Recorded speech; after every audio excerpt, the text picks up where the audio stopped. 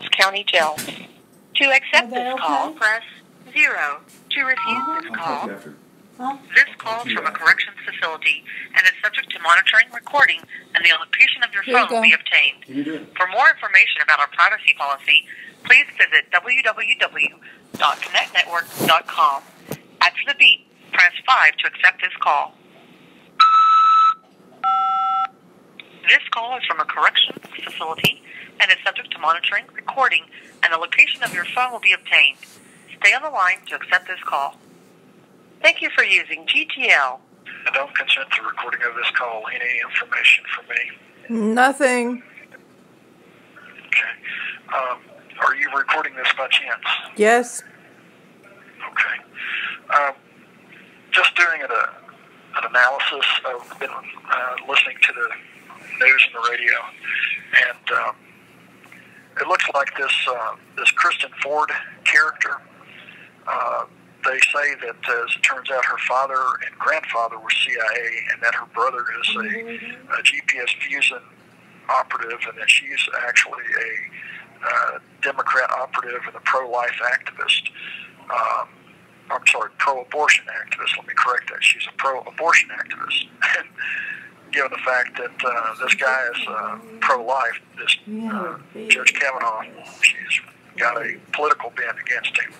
Other than that, a local radio talk show host had a guy who is a professional hypnotist analyzed. He had been watching her and analyzed her performance and said that she was effectively under hypnosis during the time that she was coming in and out of it, as demonstrated by her acting like a child and then all of a sudden flipping her glasses up on her head, which he said that was the real Kristen Ford, when she'd flip her glasses up and take a real determined approach, and her voice would change, and then she would go back into this childlike trance and pull her glasses back down and shrink and tilt her neck and stuff like that, acting like a child.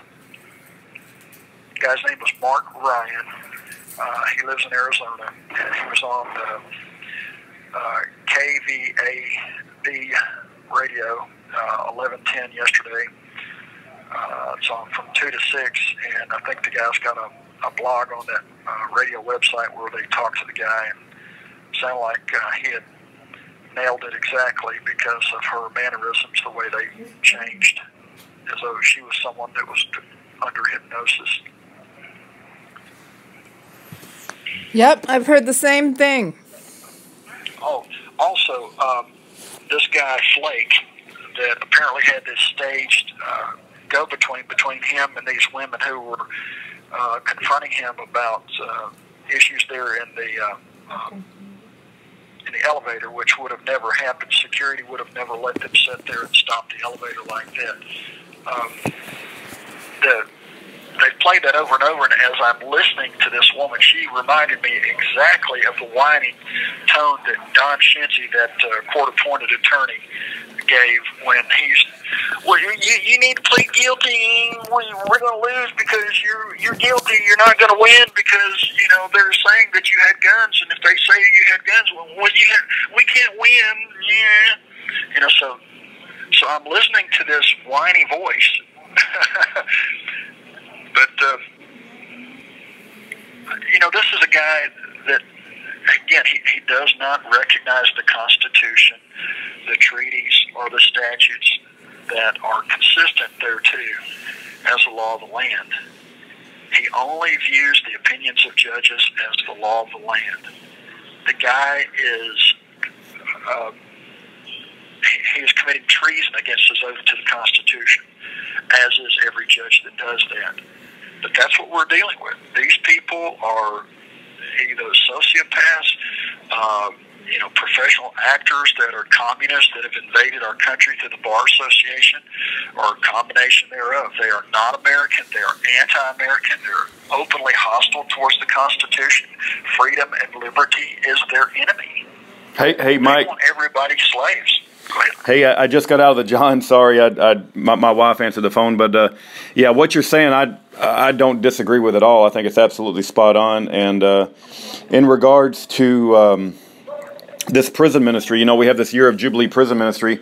There's a concerted effort of the wardens to block anybody associated with this ministry, not just me, but I've got friends that also write to prisoners, and they've been they've been sent messages by the prison that they are no longer allowed to send in mail to that particular prison. So I'm just saying that putting out the prisoner's voice, giving a voice to the voiceless, and talking about unjustly incarcerated political prisoners, it's obviously hit somebody's radar, and they're trying to. Right. All those people need to get those letters and messages to you and or to their congressman or to Senator Grassley and others to bring about and expose this. Send this information to every other group that's out there, because they're trying to shut you down just like they shut me down, just like they effectively shut down Alex Jones's access to other media sources. They're trying to. You heard about PayPal, down. Right? You heard about PayPal? PayPal's not letting out. Yeah, it's getting to the point where you got to have a mark of the beast to buy and sell. I mean, if you don't go with their system, they're not going to let you do anything. Yeah. It's the Chinese system. If you don't say the verbiage that they approve, you don't have a voice. This is anti-First Amendment. In your face. Yeah. In your face. Even the video of me on Channel 13 News on Pastor Andre Guy Reed's website, I haven't been able to communicate with him, but if somebody can reach out to him in Memphis, find out if that video is still on there, where he and I were on Channel 13, and we were supporting the First Amendment, even though it be David Duke and his group. The fact is that if you don't support everybody's right to free speech, they'll slowly come around until they get to you, and then you no longer have a First Amendment.